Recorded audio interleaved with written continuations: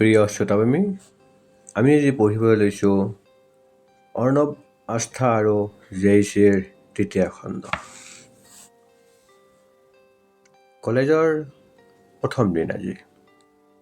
ৰাতিপুৱা 7:30 বজাতে ক্লাছ আৰম্ভ হয়।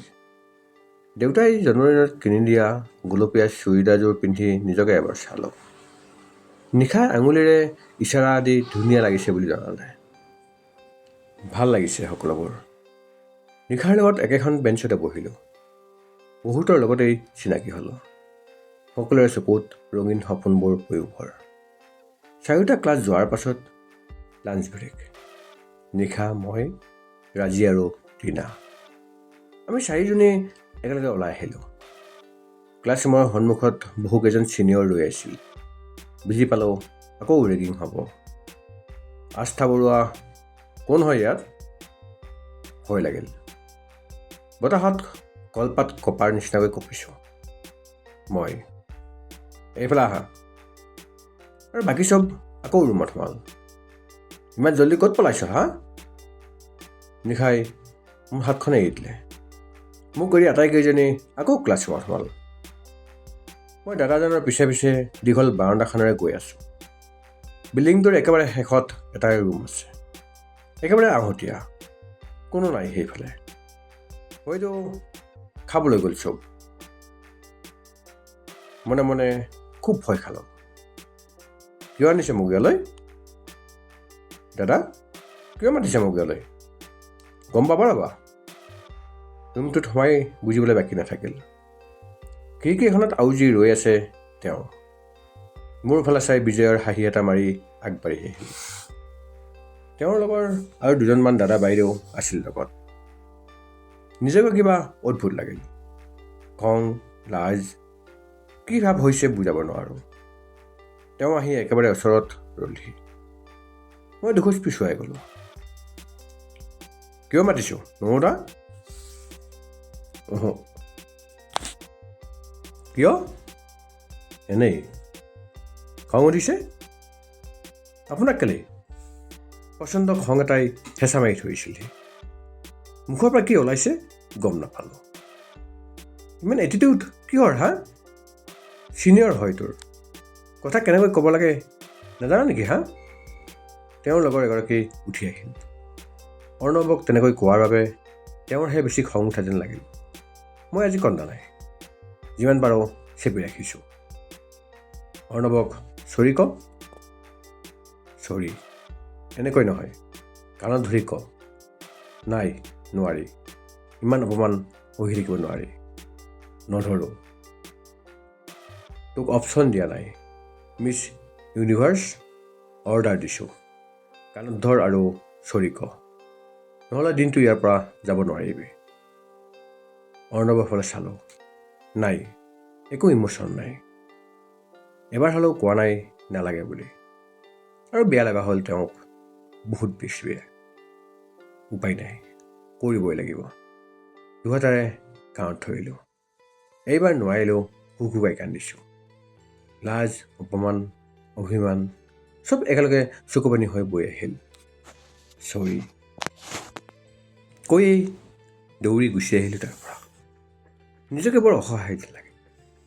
কোনো নাই ওচৰত। কেনিও নোচোৱাকৈ হোষ্টেলৰ ফালে পাতিলোঁ।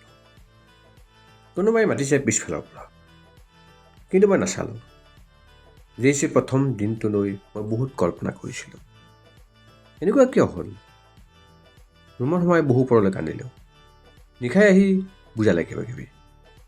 মূৰত একো নাই সোমোৱা মোৰ। ভাত খাবলৈও নগ'লোঁ। ভাত নোখোৱা যদি মেগী লৈ আনো। নেখাওঁ। অ'কে, নেলাগে খাব। এই জুচটো খোৱা আৰু ব'লা, নেক্সট ক্লাছটো আৰম্ভ হ'ব এতিয়া। 15 মিনিট আছে। চকুকেইটা ৰঙা পৰি আছে। মুখখন ধুই চুলিখিনি ঠিক কৰি ওলাই আহিলোঁ ক্লাছ কৰিবলৈ। অৰ্ণৱ ৰৈ আছে গেটৰ সন্মুখত। বেয়া পালা? নাই। সঁচাকৈ কৈছা?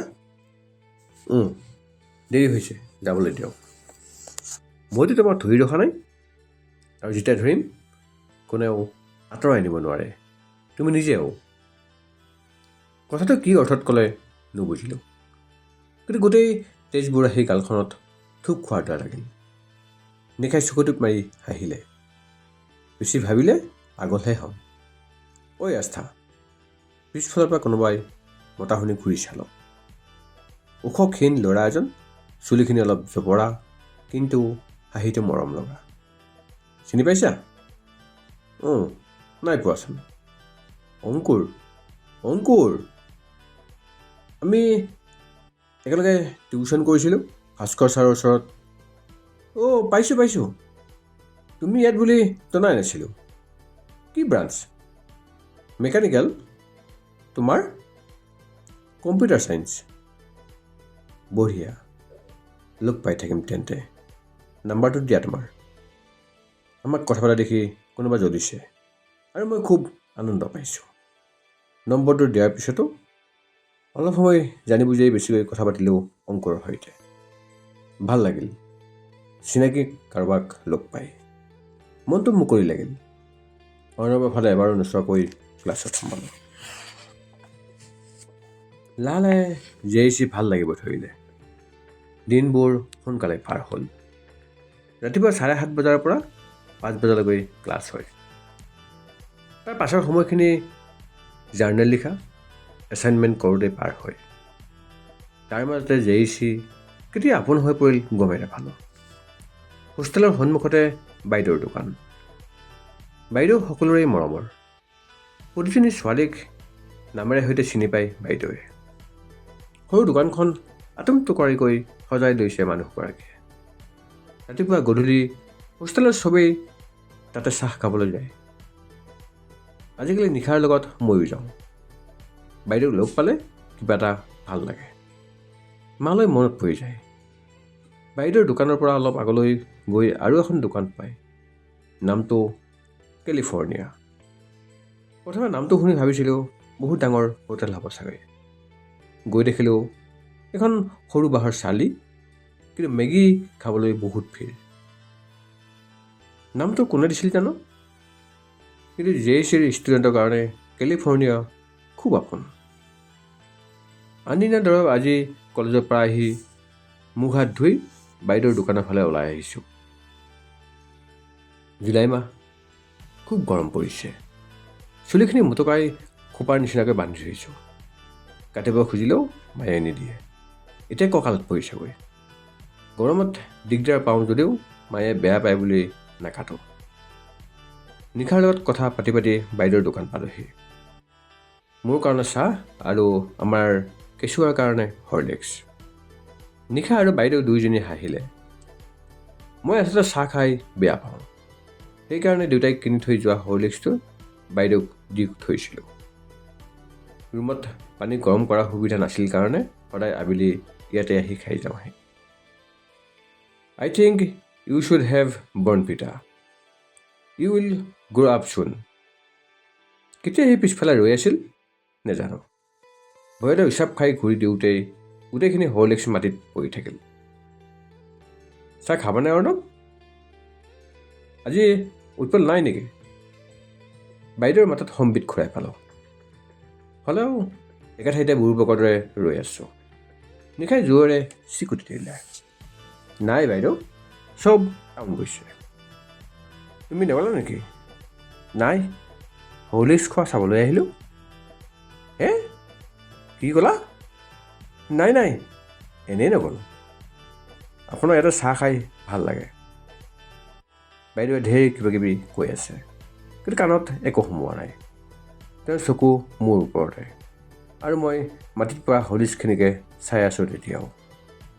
শনিবাৰ কাৰণে আজি আমাৰ বাহিৰে ইয়াত কোনো নাই। প্ৰায়বোৰ টাউনলৈ গৈছে।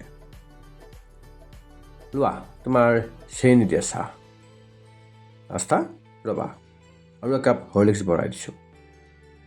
এদিন আকৌ তেনে সৰু ছোৱালীৰ নিচিনা, জানানে অৰ্ণৱ?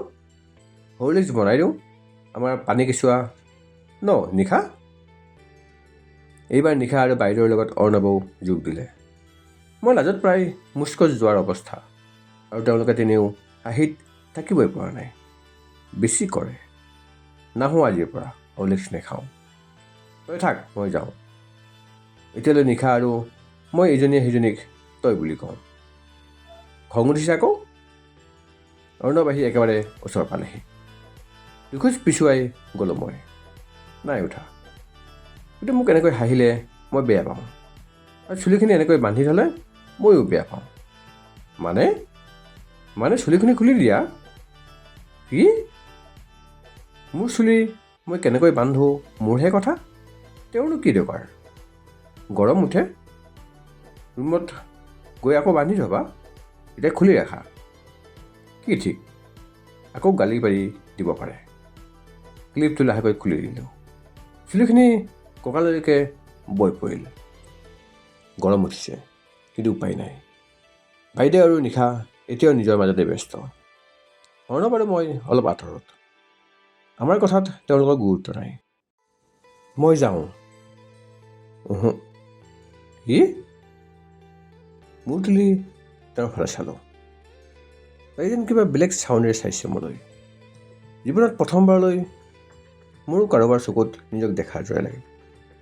ভৰি দুখন কিবা নাই লাগিছে। কিমান দেৰি তেনেকৈ ৰৈ থাকিলে নাজানো। নিশাই আহি মাতিলতে গম পালোঁ। ব'ল আকৌ। নিশাৰ হাতত মোৰ কাপটো। বাইদেৱে হৰলিক্স বনাই দি পঠাইছে। অৰ্ণৱ দা, কিবা ক'ব নেকি? নিশাই অলপ লেনিয়াই সুধিলে। নাই, যোৱা। লাহে লাহে খোজ দি আমাৰ গেটৰ ওচৰ পালোহি। কিয় জানো এবাৰ ঘূৰি চাবলৈ মন গ'ল। চাই দেখোঁ তেওঁ তেতিয়াও একে ঠাইতে ৰৈ মোলৈ চাই আছে। মই চোৱাৰ লগে লগে হাঁহি দিলে। লাজ পালোঁ মই, আৰু নাচাওঁ। নিশাক এৰি প্ৰায় দৌৰি আহি ৰুমত সোমালোহি। বুকুখন আকৌ কঁপিছে। কি হৈছে মোৰ? এয়া আছিল অৰ্ণৱ আস্থা আৰু জেএচিৰ তৃতীয় খণ্ড। ধন্যবাদ।